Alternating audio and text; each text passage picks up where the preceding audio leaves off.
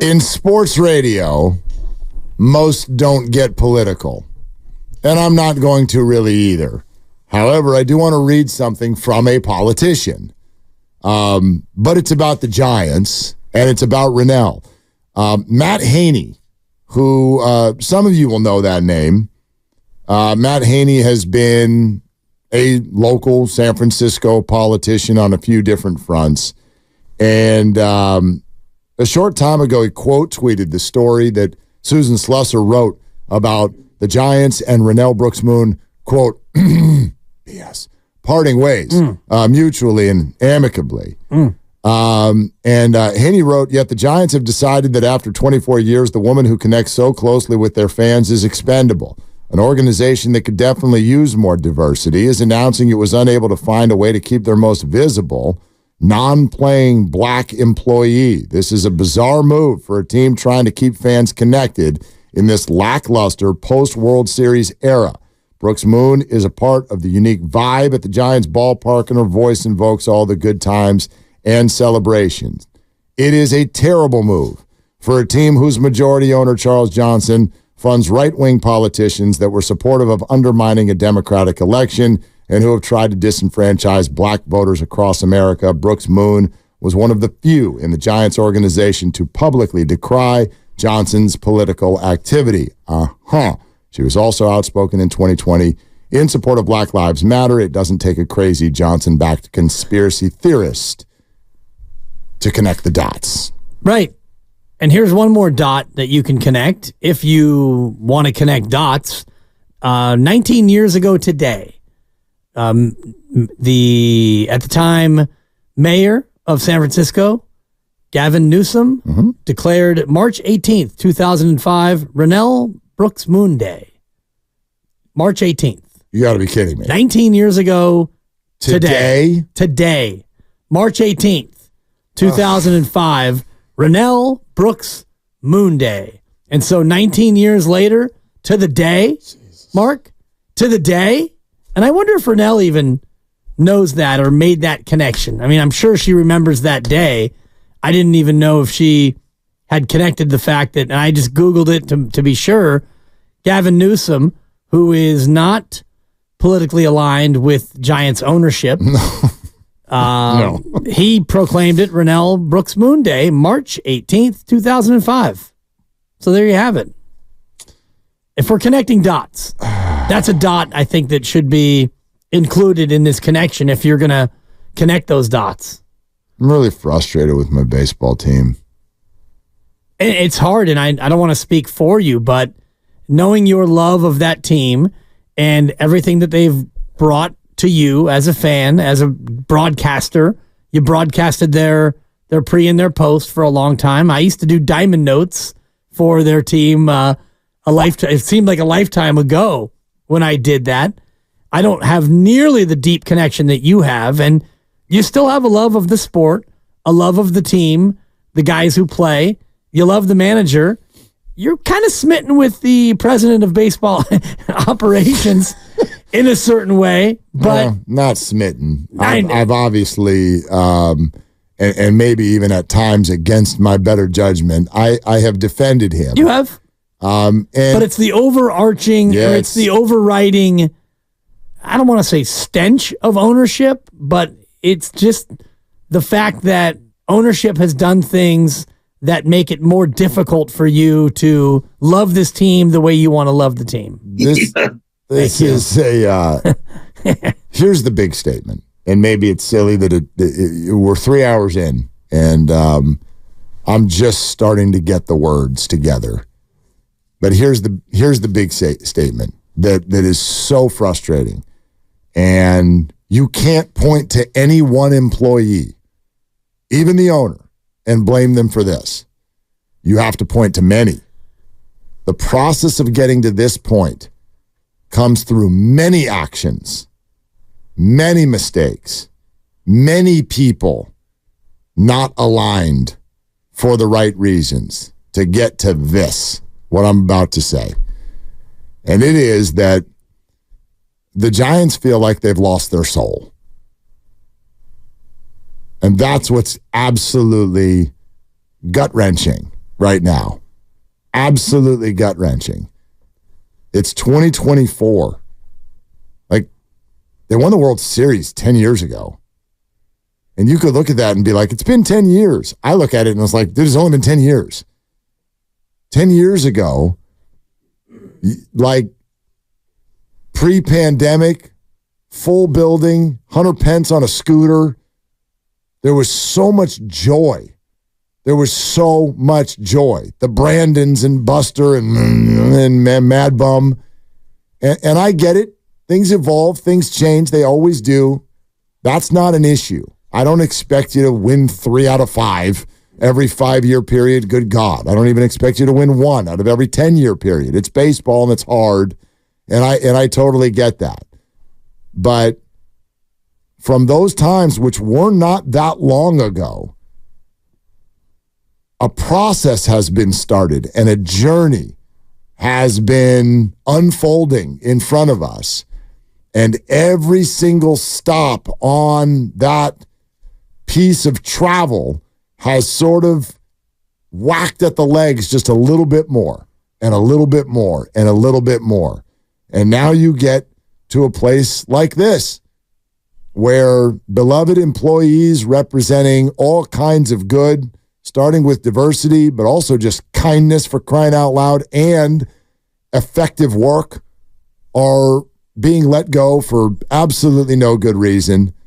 Ownership, whatever they're doing politically. Look, I don't even want to get into that, even though that stuff ticks me off. But this is a baseball team, so it almost ticks me off even more that the ownership group is out there being like, break even, break even. Come on, chant with us. Break even, break even. And you look around the ballpark, and what do you see? 2 things: empty seats and 1-year deals. That's it. That's what you got right now. Empty seats and 1-year deals. And a bunch of promises that have not been kept. And it's no wonder that morale within that organization is crushed. And today it will only make it worse, I promise you, because there's nobody loved in that building more than that woman. You can tell. You can just tell. Everybody in their life has worked for an organization where it feels rotten from the inside out. And it's because you don't have a soul. Because your leaders have just driven the bus right off of the cliff. So this isn't today for me. This isn't even about baseball. I still sit here today thinking, who knows? Tomorrow they could wake up with Blake Snell and I could think that they're a playoff team. And they might be. I don't think that's a crazy thought right now. Even without him, yeah. So that all could happen. That's on the baseball side of things, and those are professional players, and they'll handle this just the same way that they'll handle the J.D. Davis situation or Brandon Crawford or anything else. But if you don't understand that fans in San Francisco, they don't just want you to win. They want to feel good about your team. They want to feel good about who you are. They want Steph Curry. They want Brock Purdy. They want Christian McCaffrey. They want people like that who aren't just good on the field, but they're doing good things in communities and communicating with the fan base in such a positive way. That's what this fan base wants. And it feels like after however many years it's been with these people in charge, they have totally lost sight of that. And I know I don't speak for everyone on this, but I'll just speak for me. It's crushing. It is absolutely crushing to see this thing so wayward. Yeah, it's wayward in many ways. And, you know, when you have something like this, what happened to Renel, where it's a mutual parting of ways, but not really, and she's so beloved, and she becomes one of the real links between you and your fan experience and the ballpark. She's a voice that you hear every single time you go there. And it's an iconic voice, and it's a recognizable voice. And she is the Bay Area. She's a Bay Area radio Hall of Famer, and she's so much more. She represents us in the Bay Area, and to have them, what feels to be so callously, just to remove her from her job. And I don't know her well enough to haven't spoke to her and gotten her insight, but you read all the reports that have come out today and the notion of her being pushed out or pushed aside or forced out and the rest of it doesn't make you want to be a fan of this team anymore. And yeah, it's baseball and fans will still show up because it's a beautiful park and the team should be pretty good, but the Giants are making it harder to be a fan of the team. It should be easier, and stuff like this makes it harder to want to be a fan. Just why? Right. Why? And I don't even know who to ask. This is not on Farhan's plate. For all I know, he was surprised by this when he woke up today. He's the president of baseball operations. Right. Who the hell is behind the scenes doing this? And that's why I got no choice but to look at the owners. I have no choice. And I don't know, like, is this an ownership thing? I think Charles Johnson is like, so we need to figure out the Renel thing today. Like, that feels like that's not on his plate. But on some level, this is where these things come from. And they are absolutely just watering the seeds of distrust every month right now and have been for a while. You're listening to 95.7 The Game, KGMZ FM in HD1 San Francisco. Always live on the free Odyssey app, Twitch and YouTube, powered by First NorCal Credit Union. Let's get to you. Let's go to the phones. Wizard in San Jose. Hey, Wizard, what's going on? Thanks for calling. Hey, Mark, man, I love the show, guys, and you put it really succinctly the way I feel. I loved Renel. I met her a couple times. Nothing but positive energy, great community vibe, helping out young girls. The Giants are blundering, man. They are screwing up. I said it 8 years ago. They got complacent with the fans. You know, somebody was talking to Larry Bear about $14 beer, and he says, well, we'll consider it. I'll tell you, man, they're blowing it. I'm a diehard. I went to the 62 World Series, and I'm really struggling, and this was a tough blow, and you summarized my thoughts completely, Mark, and I love you, man. Wizard, thanks for calling, man. I appreciate it. Do you know what, like, if you're an entertainment entity, and I don't know how you feel about this, Dibs, but, like, you don't want to make it so that your customers feel like they need to hide it from their friends that they go there. And I'm telling you, you all, like, it's not embarrassing to go to a Giants game, but the Giants should know this. Like, out in the community, people are like, "Oh, what are you doing this weekend?" "Oh, we're going to go to the Giants game," and it's almost like, why? It's like, don't tell anybody we're going to the Giants game. I don't want them to know. It's the last thing on earth that an entertainment entity should ever be is uncool. Right. The thing about it for me, Mark, is they make it difficult to want to go there. Whether it's the parking, and I know they're not in control of all of the surrounding parking lots and the parking expense. San Francisco's expensive, but if you want to go to a Giants game and park, that's probably going to hit you for $50 minimum, maybe even more than that.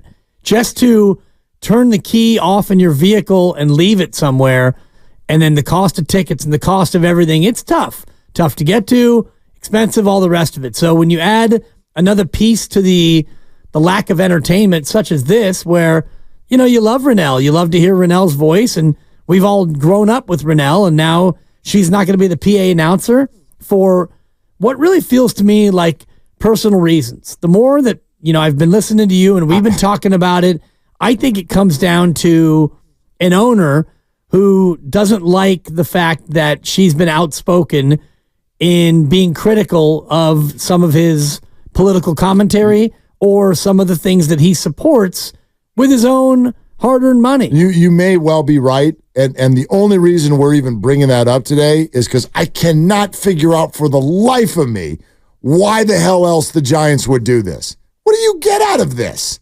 It's, to me, it feels personal. What on earth would you get out of this move, especially now? You would get somebody who, if you're an owner who doesn't agree with her activism and her outspokenness, and some of her activism has been speaking against him directly. Yeah. And some of the things that he's done, and I'm happy for that. And I applaud her for that because she speaks for many of us. She speaks for the disenfranchised. and she speaks for people of color, and she speaks for those people who have been oppressed by many of the causes that he supports. And so he gets an opportunity. I don't know if her contract was up or if she was just, looking for more money or whatever she was looking for. This feels to me like he had an opportunity to make this change, and it was personal. Let's go to Alfonso in San Pablo. Hey, Alfonso. Thanks for calling. What's up? Hey, thanks for taking my call. I'd like to make a comment about Renel being let go. It saddens me because I used to listen to her when I was in an elementary school. Then she hopped onto another radio station, and then she became the voice of the Giants. I really enjoyed going to the games, listening to her voice. It brought back childhood memories. She's a Bay Area legend, and it was nice to know that somebody stayed in the Bay Area, didn't move to a different town, and it's just sad that the Giants organization let her go. And her voice will be missed. Thanks for taking my call. Yeah, thank you, Alfonso. I mean, again, there's going to be a line of people here today, and we really want to offer that platform to all of you so that you can have a voice not only to send messages to Renel, but to the Giants. I'm twisting my brain in every direction to think and figure out why someone would sit down in those offices and go, this is what we need to do. Season's about to start. Got a few things that we need to address that we want to kind of button up and gussy up around here. Let's start with move on from Renel. In God's name are you thinking? What benefit is there? Give me one.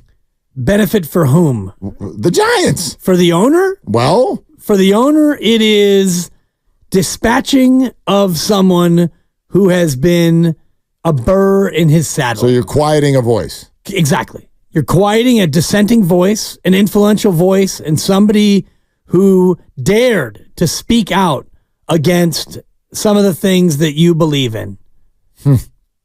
I mean, Mark, honestly, the more I look at it and read up on, some of the things that have gone on in the past, and she's been outspoken, and thank God she's been so outspoken, and I applaud her and I admire her for the things that she's done, but he's the employer, she's the employee. Yeah. And if he's this bothered by what she has said or what she has done, then it makes sense. I'm not agreeing with the move. Right. No, I get what you're saying. I understand and what his rationale would be. It's ridiculous rationale. This subject only comes up because I can't even think of anything else as to why this would be a priority for the San Francisco Giants in 2024. Right. On March 18th. And the fact that it is a priority speaks to just how broken the organization is from the top down. So 19 years to the day of the anniversary of Renel Brooks-Moon Day in San Francisco. You can't tell me that's a coincidence. But I'm glad you brought that up. I didn't even know that. I didn't either until I looked it up. You literally have got to be kidding me. I knew she had a day, and I Googled it, and her day was March 18th, 2005, and it was so decreed by then Mayor Gavin Newsom, who is not on the same aisle, not on the same side of the aisle, rather, as the current ownership. So, to me, this reeks of an absolutely personal vendetta that he took out on Renel, and I don't even think he even pondered what the public backlash would be. But there is backlash. Oh, there's no way the Giants could have thought that it would look and sound like this. No, but what I'm saying is that the owner himself, right? I know, and probably didn't give a crap, and may not still right now. Exactly. But those of you who are driving around, you might be coming home from work, you're listening to us. My God, and maybe you're not even in this community, like we're overly attached to it. I get it. You should see what social media looks like. There's not a platform in the Bay Area where there aren't already 2 or 3 opinion articles of people torching the San Francisco Giants for this. So actually, let me say this real quick, because I know you're out there. If you're one of the people out there that's like, this over a PA announcer? That's a big deal. You don't get it. You don't get it. This isn't just about a PA announcer. First of all, that's not what she was. Second of all, it is emblematic of so many other things.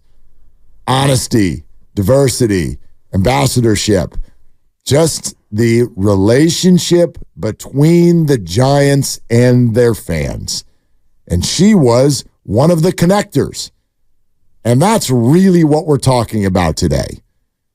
The fans of this team for 2 years now have been begging, will you please connect with us? And at every stop on the train ride, the Giants go, no, but we'll keep trying. And then this. So that's why I'm so bugged by this today. Yeah. I am begging the Giants as an organization, not Farhan, the whole company. I'm going to call you a company because that's what you feel like today. I am begging the San Francisco Giants to connect with their fans. You are nothing without us. And if you keep ignoring us, at a certain point, we're going to wake up, set some boundaries, and we out. And you don't need to look very far to see what it can look like if you keep ticking your fans off. Go stand in the stands in right field, turn around with your left side toward home plate, and look across the water. How's it going? That's what it looks like when you keep disenfranchising your customers. So we're way, way, way far away from that with the Giants, but probably not as far as we were 2 years ago. No doubt. And not as far as we were a year ago. Dangerous game.